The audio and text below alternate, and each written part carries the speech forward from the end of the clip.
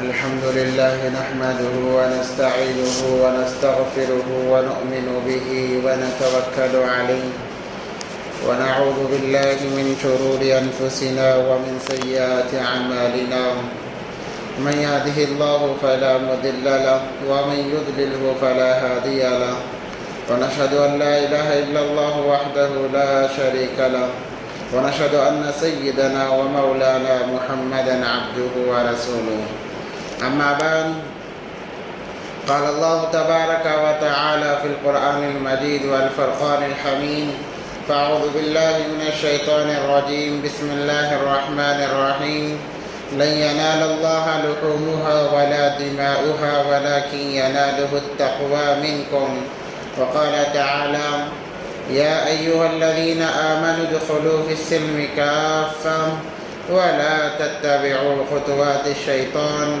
إنه لكم عدو مبين صدق الله العظيم قال النبي صلى الله عليه وسلم ما عمل ابن آدم من عمل يوم النهر أحب إلى الله من إهراق الدم وإنه ليأتي يوم القيامة بقرونها وأشعارها وأظلافها وإن الدم ليقع من الله بمكان قبل أن يقع بالأرض فطيبوا بها نفسا أو كما قال عليه الصلاة والسلام اللهم صل على سيدنا مولانا محمد في أول كلامنا اللهم صل على سيدنا مولانا محمد في أوسط كلامنا اللهم صل على سيدنا مولانا محمد في آخر كلامنا اللهم لك الحمد كما أنت أهله وصل على محمد كما أنت أهله وافعل بنا ما أنت أهله فإنك أنت أهل التقوى وأهل المغفرة اللهم صل على محمد كلما ذكره الذاكرون وصل على محمد كلما غفل عن ذكره الغافلون رب اشرح لي صدري ويسر لي أمري واحلل عقدة من لساني يفقهوا قولي اللهم صل على محمد وآله ألف مرة اللهم صل على محمد وآله ألف مرة اللهم صل على محمد وآله ألف مرة محترم و معزز سامعین کرام بزرگان دین اور عزیز ساتھیوں ایک مرتبہ دل کی گہرائیوں کے ساتھ درود پاک پڑھ لیں اللہم صل علی سیدنا محمد وعلی آل سیدنا محمد وبارک وسلم معزز سامعین کرام ہمارے لیے بہت ہی بڑی خوشی کی بات ہے کہ اللہ تبارک و تعالیٰ نے دو عیدوں کو ہمارے لیے جمع فرما دیا ہے کل بقرعید کی نماز ہم نے پڑھی ہے اور عید کی خوشیوں میں ہم تمام نے وقت گزارا ہے چونکہ بقرعید کے اندر 3 دن ایام النہر کے ہوتے ہیں قربانی کے ہوتے ہیں گویا یہ تینوں دن عید کے اندر شمار کیے جاتے ہیں بقرعید 3 دن کی ہوا کرتی ہے جب تک یوم النہر چلتا ہے عید کے ایام چلتے ہیں اسی کے ساتھ ساتھ اللہ تبارک و تعالیٰ نے آج یہ دوسرا دن جمعے کا دن عطا فرما دیا ویسے بھی جمعے کا دن تمام دنوں کا سردار ہے جمعے کا دن دونوں عیدوں سے بڑا ہوا دن ہے احادیث مبارکہ کے اندر جمعے کے دن کی بڑی فضیلت آئی ہے اس لیے نبی پاک صلی اللہ علیہ وسلم اپنے صحابہ سے ہمیشہ یہ فرمایا کرتے کہ جمعے کا احترام کیا جائے اور جب جمعے کا دن آتا ہے ہر مخلوقات کے اندر ایک ڈر اور خوف پیدا ہو جاتا ہے وہ ڈر اور خوف اس لیے جہاں اللہ تبارک و تعالیٰ نے اس دن میں فضیلتیں رکھی ہیں برکتیں رکھی ہیں اللہ نے فرمایا کہ قیامت بھی اسی دن قائم ہوگی اس کی فضیلتوں میں سے یہ ہے کہ اللہ تبارک و تعالیٰ نے ہفتے کے 6 دن بنائے ہر دن ایک مخلوقات کی تخلیق فرمائی مگر جب جمعے کا دن آیا آخری ساعتوں میں اللہ تبارک و تعالیٰ نے انسان کو بنایا. حضرت آدم علیہ السلام کو جمعے ہی کے دن بنایا گیا اور ان کے اندر جمعے ہی کے دن روح پھونکی گئی اور انہیں جمعے ہی کے دن جنت میں داخل کرایا گیا. جمعے ہی کے دن جنت سے نکالا گیا. جمعے ہی کے دن دنیا کے اندر انہیں بھیجا گیا اور جمعے ہی کے دن انہیں موت آئی. بس دنیا ہی کے اندر جمعے کی فضیلت نہیں ہے بلکہ جب انسان مر کے چلے جائیں گے جنت میں چلے جائیں گے وہاں کوئی اور دن نہیں ہوگا بس جمعے کا دن ہوگا. جب وہ دن آئے گا اللہ تبارک و تعالی عمومیت سے اپنا دیدار جنتیوں کو کرائیں گے. احادیث مبارکہ کے اندر آتا ہے جو انسان جمعے کے آداب کرتے ہوئے رعایت کرتے ہوئے اللہ کی رضا کے لیے جمعے کی نماز ادا کرتا ہے اللہ تبارک و تعالی ایک مقبول حج کرنے کا اسے ثواب عطا فرماتے ہیں. وہ بھی ایسا حج جس کے اندر کوئی کمی بیشی نہ ہو. وہ حج جو قبول کر لیا گیا جس کے ہر ارکان قبول کر لیے گئے ایسا ثواب اللہ تبارک و تعالی اس انسان کو عطا فرماتے ہیں جو جمعے کے دن خالص اللہ کی رضا کے لیے جمعے کی نماز جماعت سے ادا کرتا ہے. اور اس کے اندر 2 گھڑیاں ایسی ہیں ویسے ہی جیسے ہی جمعے کا دن شروع ہو جاتا ہے برکتوں کا نزول شروع ہو جاتا ہے رحمتوں کا نزول شروع ہو جاتا ہے. مگر اللہ نے خاص گھڑیاں رکھی ہیں جب ان گھڑیوں میں بندہ اللہ سے دعا کرتا ہے اللہ سے کوئی چیز مانگتا ہے کوئی چیز طلب کرتا ہے اپنے پریشانی کو رکھتا ہے حالات کو رکھتا ہے اللہ کے سامنے. اللہ قسم کھا کر فرماتے ہیں کہ میں اس کی تمام ضروریات کو پورا فرماؤں گا. اس لیے اس دن کی اہمیت کو اپنے دل میں ہم پہلے بٹھائیں. اس لیے کہا گیا کہ مسلمانوں کی 2 عیدیں ہیں ایک رمضان اور ایک بقرہ عید مگر جمعہ یہ ان دونوں عیدوں سے بڑا ہوا ہے. دونوں عیدوں سے اس کا مقام زیادہ ہے. اللہ کا کرم کہ اللہ تبارک و تعالیٰ نے وہ دن بھی ہمیں عطا فرما دیا. اور اسی کے ساتھ ساتھ احادیث مبارکہ کے اندر آتا ہے جو انسان جمعے کے دن مرتا ہے جس کی موت واقع ہوتی ہے اللہ قبر کے عظیم الشان فتنے سے اسے محفوظ فرما لیتے ہیں. گویا اللہ تبارک و تعالیٰ اس کی مغفرت فرما دیتے ہیں. اس پر حساب و کتاب نہیں ہوتا.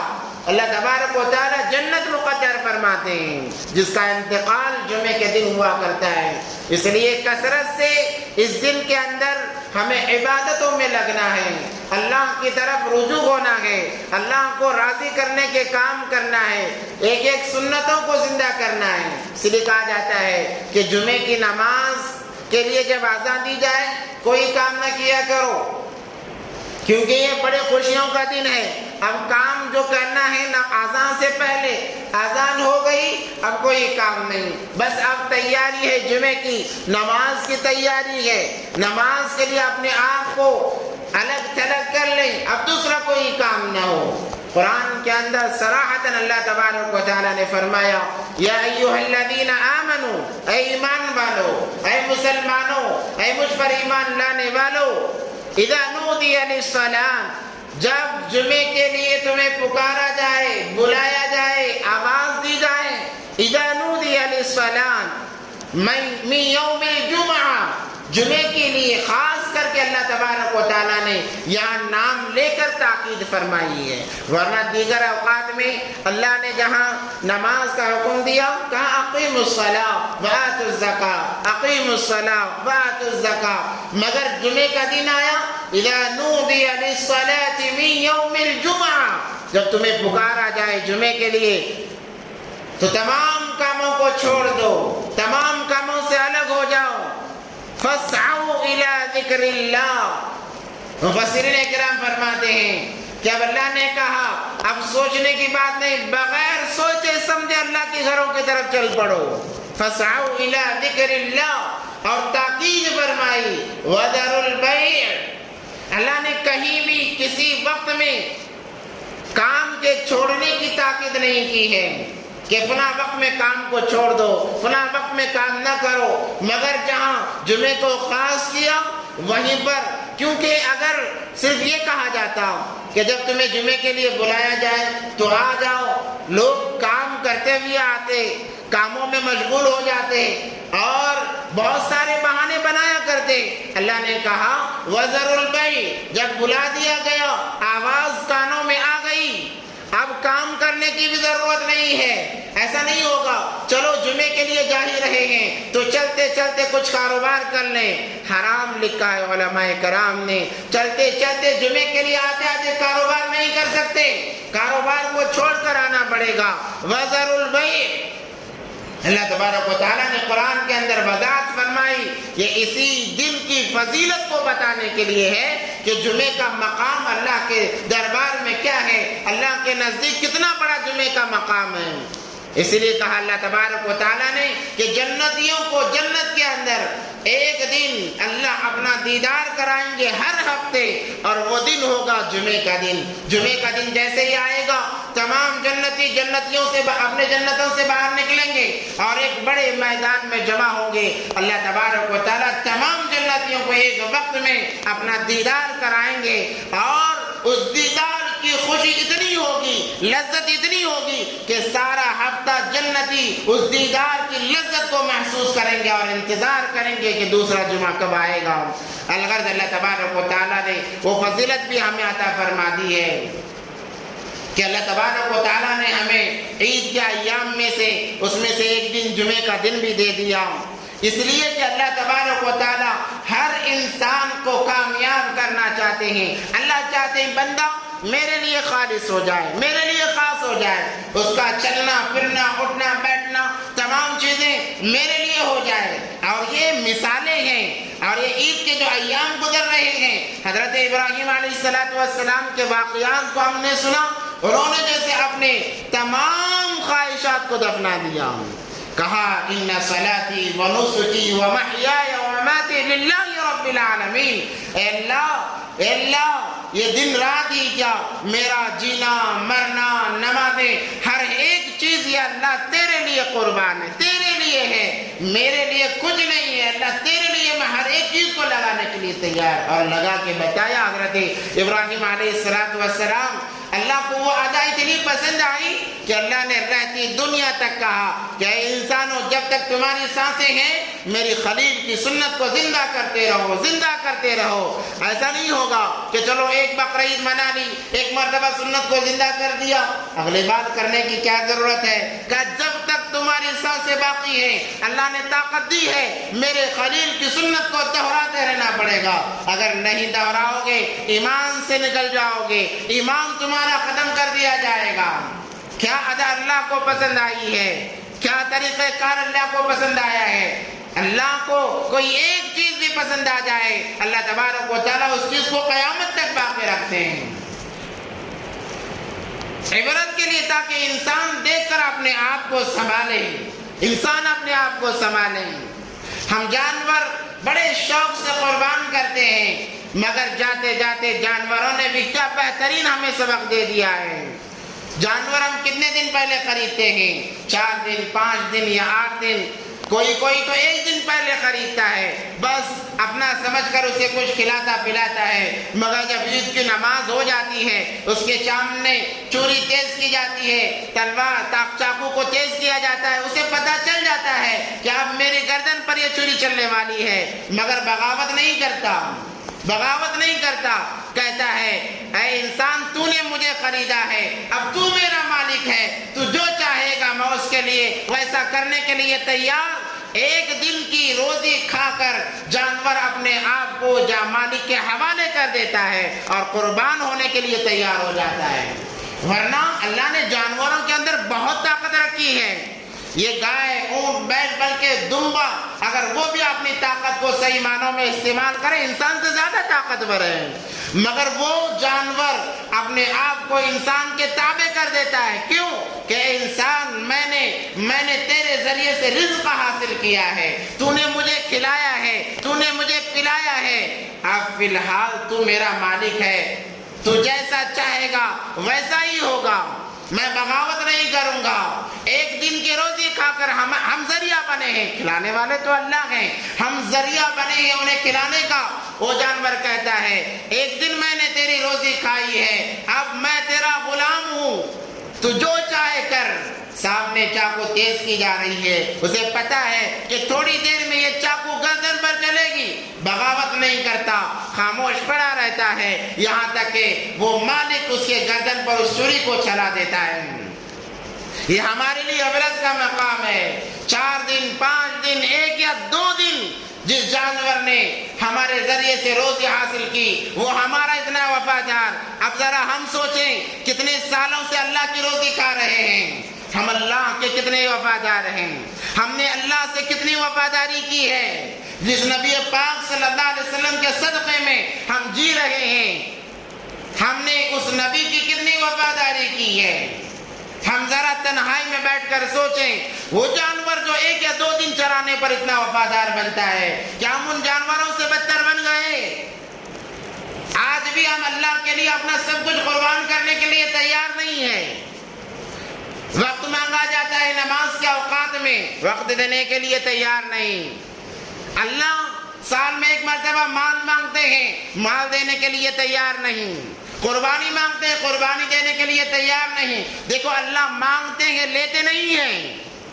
اللہ نے کہا جانوروں کو قربان کرو، کیا ہم تمام نے جانوروں کو قربان کر کے گوشت کو اللہ کے پاس بھیج دیا؟ اللہ بس مانگتے ہیں، اس لیے کہ اللہ دیکھنا چاہتے ہیں کیا میرے مانگنے پر، میرا دیا ہوا مانگنے پر میرا بندہ مجھے واپس کرتا ہے۔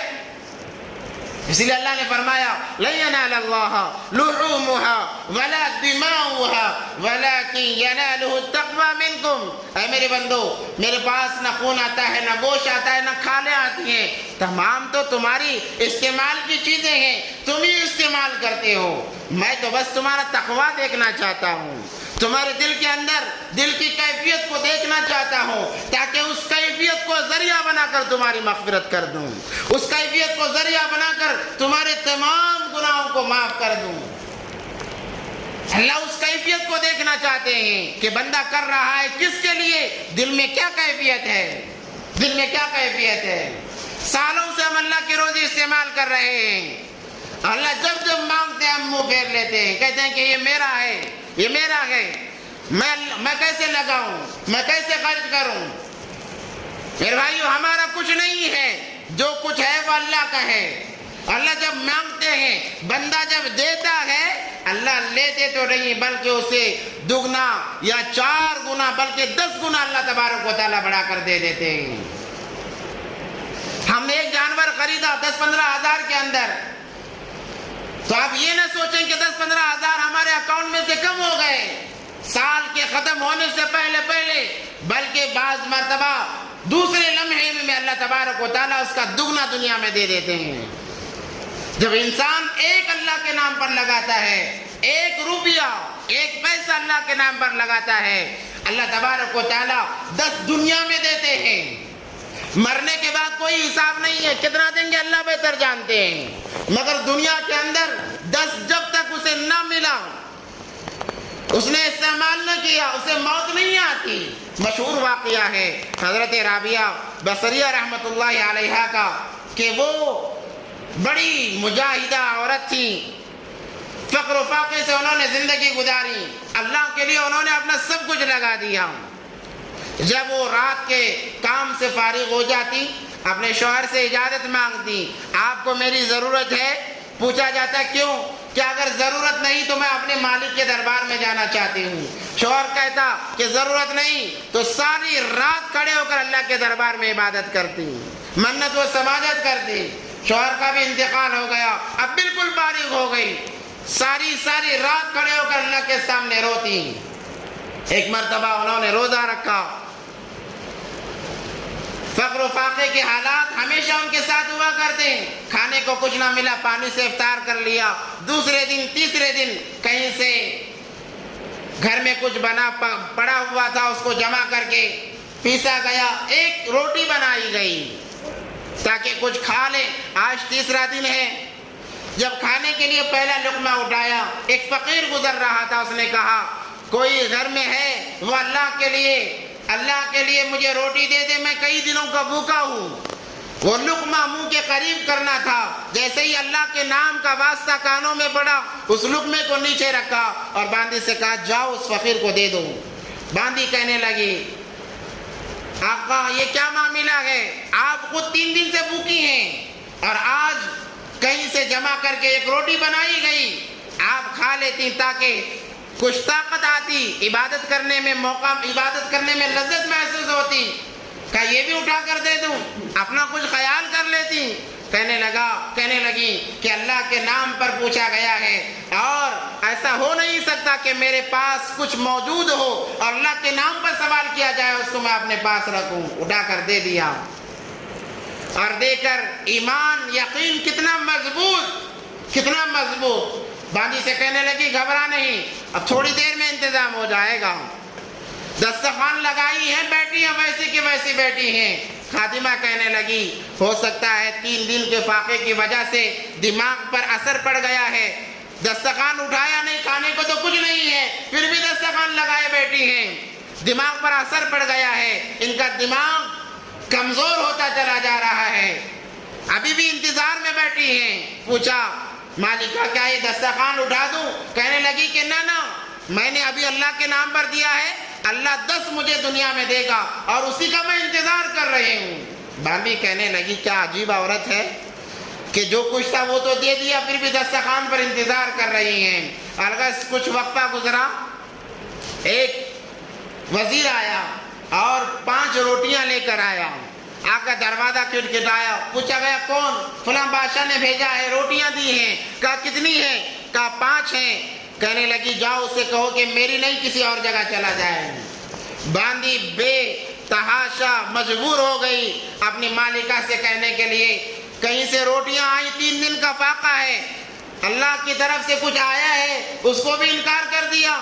یہ کیا عجیب عورت ہے، خود بھی بھوکی ہے، ہمیں بھی بھوکا مار رہی ہے۔ وہ چلا گیا، کہا کہ تھوڑا اور انتظار کرو۔ کچھ دیر گزری، پھر دوبارہ آیا، کہا کہ بادشاہ نے روٹیاں دے کر بھیجی ہیں۔ کہا کتنی ہیں؟ کہا 8 ہیں۔ کہا میری نہیں کسی اور جگہ چلے جاؤ۔ یہ باندی بار بار پریشان ہو رہی ہے اور کہہ رہی کہ آپ کیا کر رہی ہیں، اللہ کی طرف سے رزق آ رہا ہے، آپ دھتکار رہی ہیں۔ کہا کہ یہ میرا نہیں ہے، کیونکہ مجھے یقین ہے میں نے اللہ کے نام پر 1 لگایا ہے، اللہ مجھے 10 ضرور دیں گے۔ اب انتظار کر رہی ہیں۔ پھر تھوڑی دیر گزری، پھر وزیر آیا، کہا کہ روٹیاں ہیں۔ کہا کتنی ہیں؟ کہا کہ 10 ہیں۔ کہا کہ یہ میرا رزق ہے، اندر لے آؤ۔ تو جو انسان اللہ کے نام پر 1 لگاتا ہے، موت نہیں آتی جب تک اللہ تبارک و تعالیٰ اسے 10 گنا بڑھا کر نہ دے دیں۔ مگر ہمارا معاملہ کیا ہے؟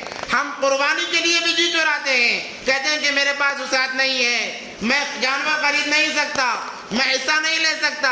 حالات ہیں، سال میں 1 مرتبہ عید آتی ہے اور یہ ان ایام میں اللہ کو سب سے زیادہ عمل قربانی کا عمل زیادہ محبوب ہے کہ میرے بندے میرے نام پر جانوروں کی قربانی دیں، میرے خلیل کی سنتوں کو زندہ کریں۔ مگر پھر بھی ہم بہانے بازی بنا رہے ہیں۔ تو وہ جانور جس نے 1 یا 2 دن ہمارے ذریعے سے گھاس یا چارہ کھایا ہے، اپنی جان قربان کر دیتا ہے اور ہم سالوں سے اللہ کی روزی کھا رہے ہیں، مگر جب اللہ بلاتے ہیں ہم منہ پھیر لیتے ہیں۔ پھر اللہ تبارک و تعالیٰ نے قرآن میں فرمایا یا ایھا الذین آمنوا ادخلوا فی السلم کافہ، مکمل طور پر آ جاؤ۔ اور ایسا نہیں، بعض لوگ وہ ہیں جو جی چراتے ہیں اور بعض لوگ وہ ہیں کہ جانور قربان کر دیا، آپ سوچتے ہیں کہ میں نے بہت بڑا کام کر دیا، اب نمازیں معاف، تمام چیزیں میرے لیے معاف ہیں۔ جیسے رمضان آیا اور گزرا، رمضان میں ہم نے یہ سوچا کہ روزے 1 مہینہ فرض ہیں، ٹھیک ہے کوئی بات نہیں، روزے رکھ لیے، عید کی نماز پڑھ لی، اب سوچا کہ اب نمازیں کوئی فرض نہیں، سال بھر کے لیے چھٹی ہے، سال بھر کے لیے چھٹی ہے۔ ویسے ہی ہوا کہ جیسے رمضان گزرا تمام مساجد خالی ہو گئی، تمام مساجد خالی، مصلی غائب ہو گئے، کہاں گئے پتہ نہیں۔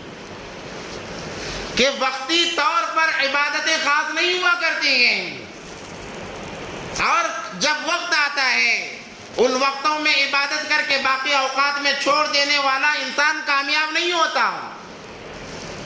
مثال کے طور پر ایک انسان کاروبار میں جاتا ہے، بزنس کرتا ہے، اگر وہ ایک دن کام کرے پھر چھوڑ دے، پھر ایک دن کرے چھوڑ دے، کیا وہ ترقی کرے گا؟ کیا اس کی کمپنی ترقی کرے گی؟ ہرگز نہیں۔